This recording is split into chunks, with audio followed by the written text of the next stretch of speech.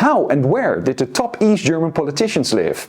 Did they live lives of luxury in palatial mansions with cold water taps? Let's check it out.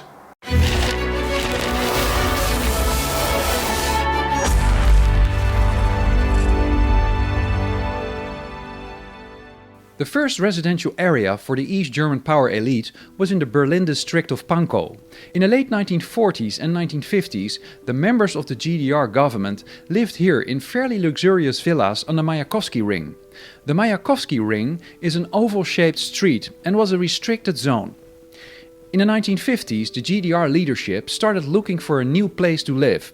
Enlarging their residential area in Pankow was not possible, and its proximity to imperialist West Berlin was not ideal. Also, further enhancing the security arrangements in Pankow turned out to be impractical. Most probably the 1953 East German uprising also played a part in a decision that the members of the Politburo, the highest political body, should move out of Berlin for security reasons. They found a place in the middle of a forest north of Berlin, near the town of Bernau, not far from an idyllic lake. Construction plans were made and the area was named Waldsiedlung, which simply means forest settlement. In 1958, building work started, and in the late summer of 1960, most of the top GDR politicians moved into their new houses. From the beginning, this residential area was known as Waldsiedlung Wandlitz. However, this is factually incorrect, as the Waldsiedlung is in fact not situated in Wandlitz, but in Bernau. It was also nicknamed Waltershausen, named after Walter Ulbricht, God's Ghetto and Volvograd, in the days when the leaders were driven around in Volvos. And this is what they look like. In total, 23 houses were built, simply named House 1 to 23. Houses 22 and 23 were built later than the rest in the 1970s. There were no street names in the Waldsiedlung. Some houses were a bit larger. For example, the largest house was House 1, where Willi Stoph lived. And House 7 for Walter Ulbricht, who got an extension containing his library and elevator.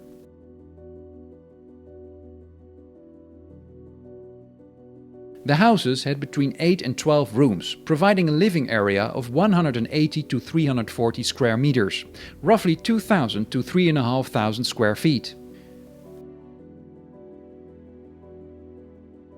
The gardens are open. There are no fences between the houses, following the principles of socialism.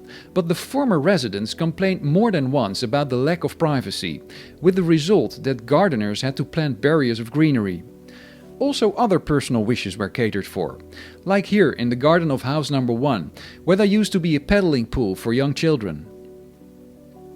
At the end of 1989, after the wall fell, there was a suggestion to convert the Waldsiedlung into retirement homes.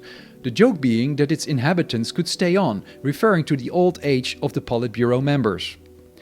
However, the politicians had to leave and the Waldsiedlung became a convalescent clinic in 1990, and lots of changes have been made since. Many buildings have been demolished, new ones have been built, but also some original ones have been renovated.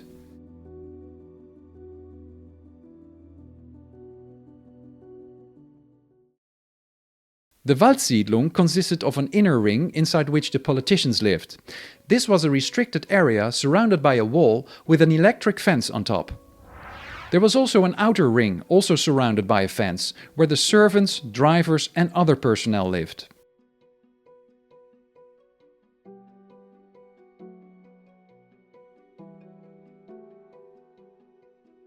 In 1989, a total of 650 staff members directly and indirectly took care of 26 Politburo members and so-called candidate members and their families.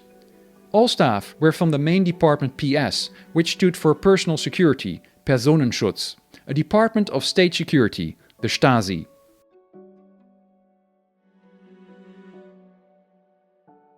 Depending on the various characters of the inner ring residents, working for them was not always easy.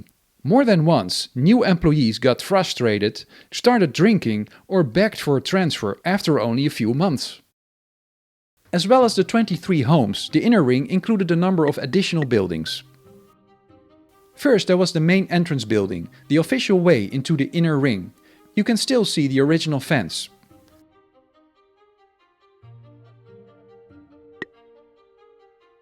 The F Club, meaning Functionaries Club, was the central building where you could find a restaurant with a menu of local and exotic dishes sold at cost price, along with a small cinema, a swimming pool and a solarium. And there was the Ladenkombinat, the shopping center of the Waldsiedlung. It had a grocery store with a wide range of top quality products. And it also sold clothes and consumer electronics. The Ladenkombinat also housed a laundry, a hairdresser and a tailor. Special requests, for example for a modern home computer from the West, were fulfilled at no extra cost and at a favorable exchange rate. No service fees were charged. The Commercial Coordination Division, COCO, led by Alexander Schalk-Golodkowski, was involved in the case of special requests for Western goods. The vast majority of the East German population didn't even know the Waldsiedlung existed. It was not shown on maps. It was only in November 1989, 2 weeks after the fall of the Berlin Wall, that they learned about the lifestyle of their rulers. The youth TV program 1199 had arranged a visit. Millions of people watched the program, which triggered a lot of emotions amongst them. In the months that followed, thousands of people visited the secret village and often went home disillusioned by what they had seen.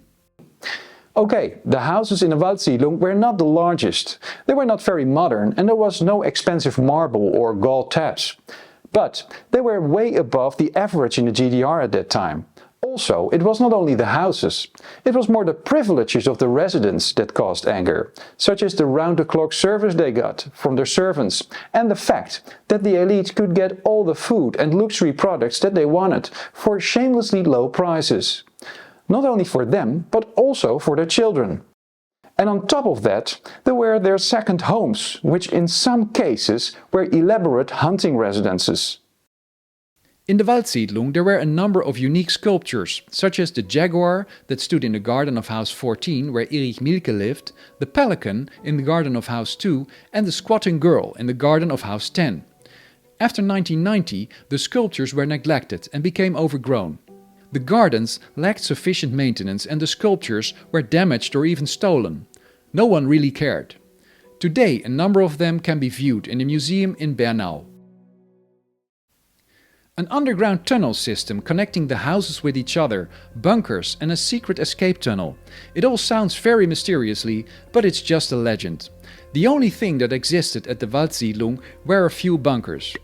Two larger, largely identical bunkers of around 900 square meters were the bunker of the family members, there was another bunker for the politicians themselves elsewhere, and a bunker for the staff. Next to that there were a few smaller bunkers, for example for storing ammunition. None of the bunkers were connected to each other and there were no secret tunnels or anything of that kind. Unfortunately, I was not able to film inside the houses. Most of them are now used by the Brandenburg Clinic. My polite emails to them were ignored. Neither the clinic nor the government seemed to have any interest in opening a museum at this location and to keep this piece of East German history alive. Only a few information signs point out what this place used to be. It was only in 2017 that the Waldsiedlung became a listed monument. There is a former gardener who has collected a lot of information on the Waldsiedlung and its residents. He has written a few books and he provides tours for people who are interested. After they had left the Waldsiedlung, none of the former residents said that he or she had really enjoyed living there. They described it as a gilded cage. There wasn't much friendly contact between the families. There was no solidarity or togetherness. They all knew it and felt it, but no one did anything about it. The Waldsiedlung was a place where the GDR politicians were isolated from their own people and even from each other. A potent symbol of the failed politics of East Germany. A quick note before you leave. If you like this video, if you like this channel, like and subscribe, and as of now you can show your appreciation using super thanks. Thanks for watching. You might want to check out the videos about the Commercial Coordination Division and the Stasi as well.